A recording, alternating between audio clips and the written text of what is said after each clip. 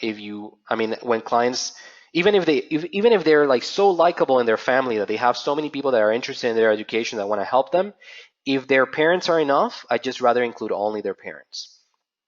If their uncle is enough, I'd rather only include their uncle. I don't like to include too many family members because, again, it looks weird that you need to rely on so many people to pay for your studies. And also the level of closeness that you have to the person makes sense as well. Parents often pay for the student's education. Siblings might be willing to pay for their brothers or sisters' education, but when you start relying on a second cousin, on an uncle, on a nephew, it starts, I mean, again, there's nothing you can do if that's the only source of financial support that they have. And obviously you'll document it. You might get the affidavit. You might talk about the relationship that the two of them have and why the uncle wants to help the nephew with their studies. But I think try to keep it to as few people as possible to show that there's enough money, and try to keep it to those who are closest as possible to the applicant. Because I find some applications start failing when you have like very distant relatives be the one helping them. But again, this is case-by-case basis. If the father and the mother have no money, but the uncle is very wealthy, then use the uncle. But if the father and the mother are enough, then maybe don't use the uncle in that case, even though the uncle might be providing some sort of support, just because it just looks like you have to rely on far too many people. But again, very case-by-case basis. But I mean, to answer your question specifically, Zahid, just because the family member is in Canada, I don't think it's a reason not to use it or not to include that evidence. I think there's other factors that you should look at as well. Okay, so what about the numbers? And this is the absolute minimum. I think that's an important thing to remind clients. Just because you have this money doesn't mean that the government is going to be satisfied that you have enough money to pay for your studies. So if you're a single student, you need to prove tuition plus $10,000 if it's the full year, or if it's more than 1 year program, or $833 per month. So if it's 6 months, then it would be $5,000. If it's 8-month program, then 833 times 8 plus the tuition. If you're bringing a family member, so your first family member, who could be your spouse or a child, an extra $4,000 per year, and each additional family member $3,000. So if it's you, your spouse, and 2 children, we're talking about $20,000. In Quebec, for some reason, the guidelines are a little bit higher. Now, so they say tuition plus approximately $11,825 for a 12-month period. And unfortunately, and I haven't been able to find it, and someone correct me if I'm wrong, but I looked for it every time that I teach this course. They used to have guidelines that talk about specific numbers for adult accompanying family members and minor family members, but they don't seem to have them anymore. So I kind of like try to I try to base the applications on like the former guidelines, which used to be around 5,100 for someone 18 years or older, or 3,800 for a person under 18 years if it was the first family member. And if it's the second family member, 5,125 for someone 18 years or older, or 1,903 for a second family member 18 years or less. And again, this is the absolute minimum. Just because someone has tuition plus $20,000 doesn't mean that it's enough. It's actually too close. It's better to have more than that. And another question that we normally get from clients, and I get from some practitioners, is, okay, what if the parent who's providing the financial support does not have the $20,000 sitting in the bank? Does that mean that that this application is going to be unsuccessful? And the answer is no. So if it is, and again, this is why you have to look at it on a case-by-case basis. If your only source of income is your client's savings, well, if the money is there, if the money is not there, it's going to be an issue, right? If they don't have the money in their bank, how are they going to get the money? But if their source of income, or their primary source of income, is their parents, even if they don't have all the money sitting in their savings account, if they have a good income, if they have a good salary, and you can document this with like work experience with their bank statements, if there's money coming in every month, then you'll be able to show that there's enough for them to be able to pay for their children's education. That's why sometimes even if there's enough savings from your client, it's good to have that they have another source of constant income, which could be a relative or like a parent that is continuing to receive income and work while the student is in Canada.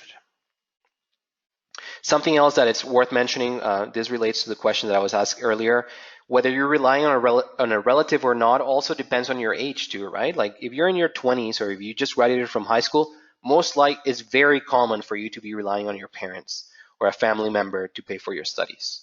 If you're 35, 40, and you already have your own children and your parents are paying for your studies, again, what's that gut feeling telling you? How strong do you feel that application is? It could be true. But you're basically telling the office that this person is not independent enough, or that they need to rely on their parents to pay for their studies. How is that officer going to feel about this person having enough opportunities to go back home after they finish their studies if they already have their own family and they can't afford their own education? So again, age is a factor to be considered there as well. Okay, so we talked about studies, having the DLI letter, the studies being genuine, and how to try to prove that. We talked about funds, and we talked a little bit about that being a more objective part of the test, but still has to be very well documented. And later on, when we get to like more practical tips section of this class, we'll talk about how to document that fairly well. Now let's talk about the third part of the test where a lot of people fail, and very subjective one, ties to home country. And what are ties to home country? There's no one thing. It's just a combination of things. None of them on their own should lead to a refusal. Not one of them on their own should lead to an approval. It's just a matter of looking at your client's case and seeing what's strong and what's weak. So what are things that tie you to your home country? What are things that will incentivize you to going back home after you finish your studies or after you finish your work period if you don't transition to permanent residence? So some aspects are non-accompanying family members. If I'm traveling alone without my spouse and my children, or if my parents live back home, my siblings live back home, that's something that ties me to my home country. That's a network of support that I'm going to be able to rely on if I go back home after I finish my studies. If all my family is in Canada, then that's going to be different, right? But doesn't mean that that just because you have your family in Canada, you're going to get a refusal. On its own is not enough. It's just a factor to consider. Assets. If people have properties, investments, own companies, holdings back home, that's something that ties them to their home country. In terms of these assets, money matters too. So like financial sufficiency of the applicant actually cuts both ways. You need to demonstrate that you have enough to pay for your studies and your tuition and your life in Canada, but it also helps to show that you have enough savings to return back home while you find a job, or that you have an incentive to go back home. If you don't have, so like I've seen it used both ways. I've had people who don't have enough funds, they sometimes use it to say that they don't have enough funds to pay for their studies, and they also use it against them in the ties to the home country. Because if you have like significant savings, if you're fairly well off, then you can afford to go back home without a job, look for a new job. Okay, so the assets count there. Your educational history. Have you done most of your studies back home or in a different country? Employment history. If you've been employed for the last 5 years consistently, you have much more of an incentive and more opportunities if you go back home than if you've been unemployed. If you've been unemployed and all of a sudden you're choosing to come to Canada to study, maybe this person is going to stay in Canada, takes whatever it takes, because they know that they're not going to be able to find a job back home. So long periods of unemployment can be problematic, or someone who's switching jobs and industry very, very often. A scholarship requiring you to return to your home country, that's a limitation to a lot of permanent residence programs, especially at the provincial level, but that's something that can help you in the argument of the ties to the home country. Travel history and immigration history, very important. Someone who's already studied in another country and went back home, that's an excellent factor. Someone who travels a lot. And again, on its own, if you don't have any travel history, it's not enough to refuse an application, and we'll talk about some jurisprudence on this, but it could be a factor that they might consider. Visa refusals. So Overstaying in other countries, that would be very detrimental. Status in your country of application. If you're, I mean, sometimes we get consultations from people who are in the US without status and they want to come to Canada as temporary residents, and I tell them, your chances are close to impossible. If you're trying to apply for a study permit or a work permit, you're most likely going to get a refusal because you've already overstayed in the US. How are you going to prove to the government that you're not going to overstay in Canada at the end of your permit? And as I said, demonstrating sufficient funds can be important to prove funds for the visit as well as the ties to the home country. Okay, I want to talk about a case that came out this year, which can be helpful in relation to proving ties to home country. And it can be useful also in terms of that whole idea of proving that your studies are legitimate. Now, I don't know if this is something that I would necessarily cite when I'm sending the study permit application, but this is something that's definitely worth considering if your client has retained a lawyer to do a judicial review application. And again, you might want to rely on this with your submissions, but I definitely wanted you to be aware of that because it gives us an idea of how sometimes officers are overstepping their authority and the courts are calling them on that, okay? So this is a case from this year, Adam versus Canada, where we had a study permit refusal for a 35-year-old citizen of Ghana based on things that you would always find in refusal letters: lack of travel history, her family ties in Ghana, the purpose of her visit, her current employment situation, and her personal assets and financial status. This applicant, it was actually a second application that had been submitted at that point, and the second application had a very detailed study plan explaining why this client was going to gain enough education to be able to go back home and I think work with her sibling or something like that. So it was very detailed why she wanted to do this education and how she was going to use this when she went back home to work.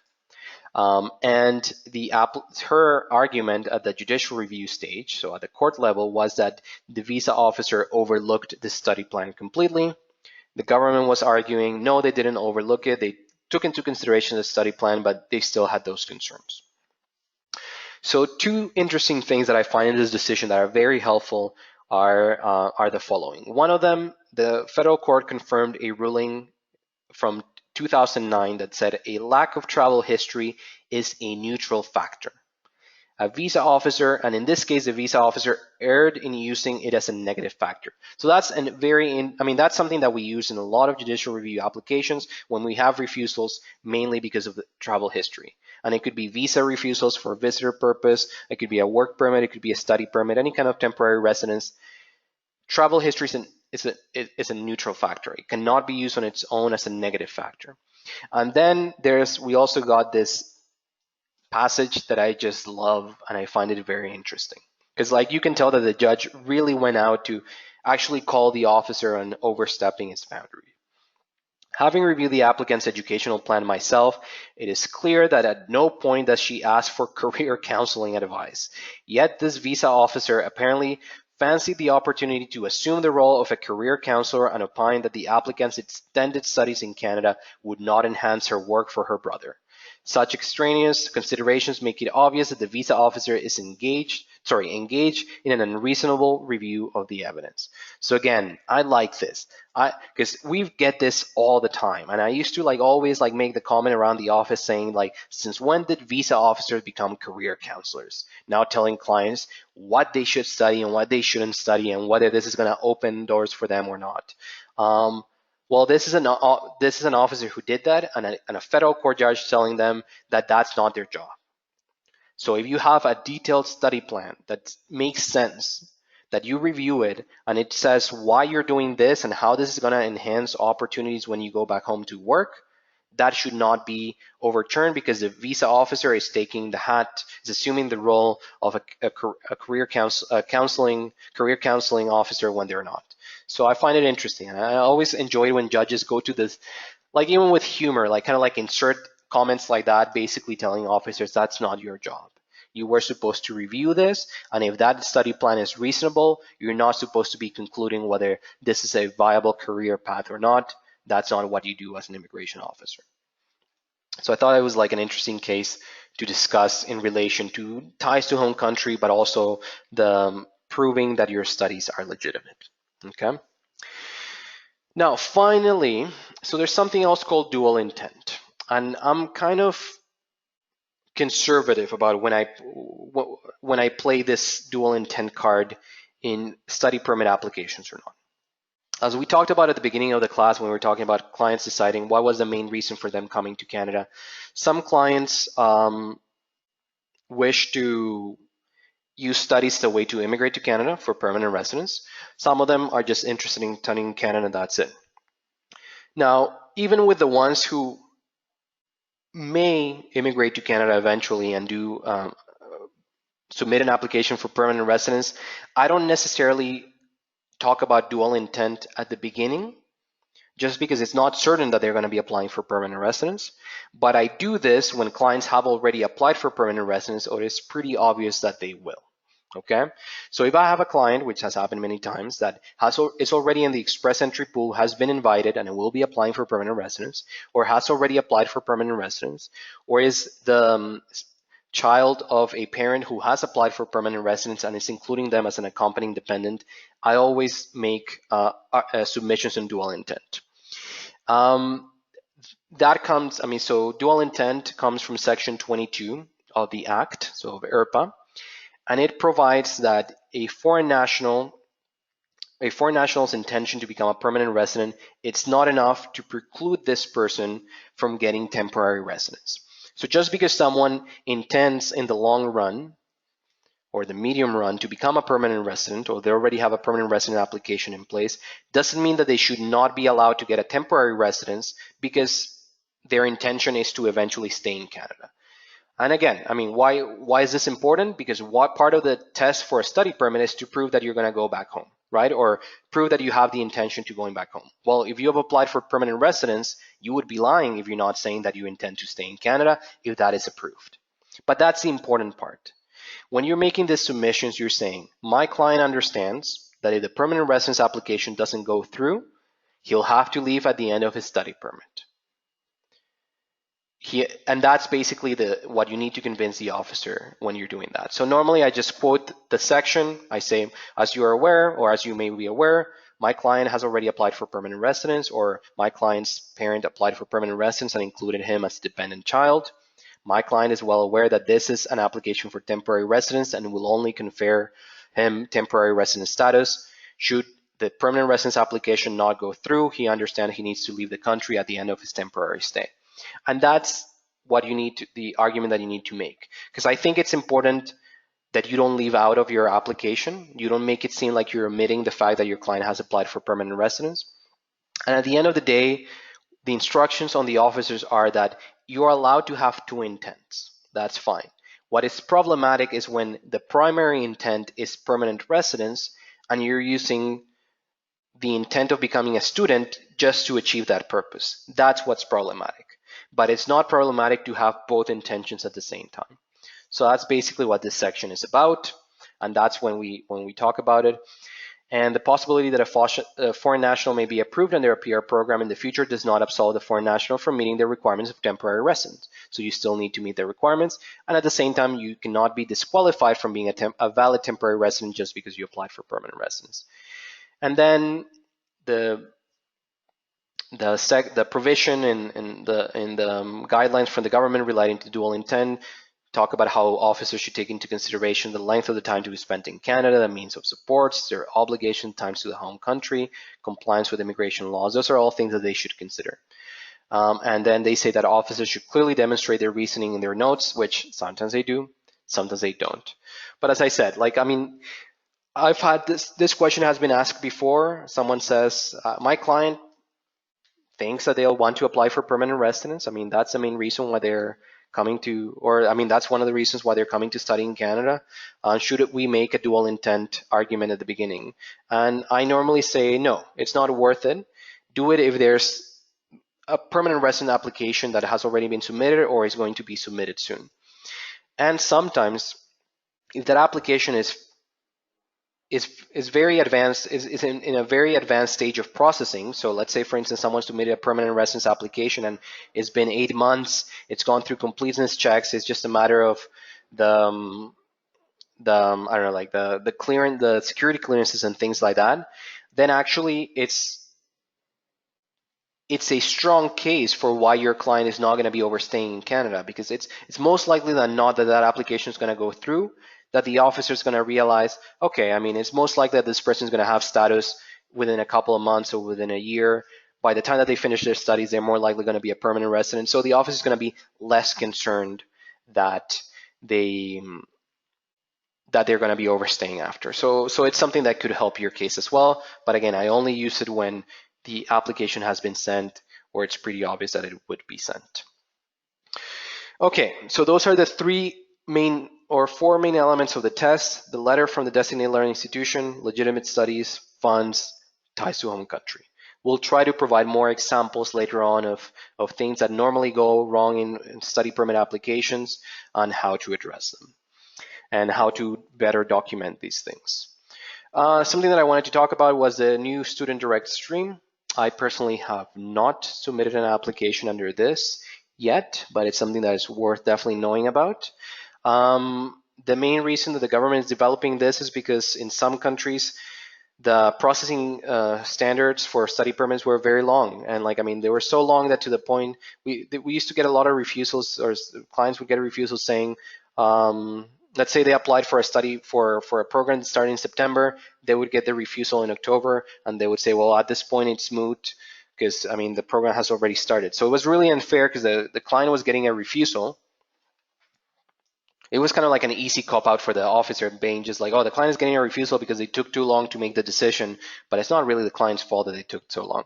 So they decided, okay, in some countries where we're getting a lot of applications, we want to create better processing standards of 20 days for applications that are being electronically. But for them to process those applications in 20 days, they have to have a lot of, the officers need to have certain documentation in front of them that pretty much secures that the client has enough money to pay for their studies, and we'll look at that information. So I would say if your client is eligible under this program, if they're residing one of the countries where they can apply, definitely take advantage of it. Because I think, again, I haven't done an application under this, but I understand that they're working quite well, and you can get a fast application, and it would be interesting. I don't have those numbers, but it would be interesting to see whether the approval rates are higher than they used to be when you're applying just for a study permit outside of this stream. So currently, it's only available to legal residents of India, China, Philippines, and Vietnam who are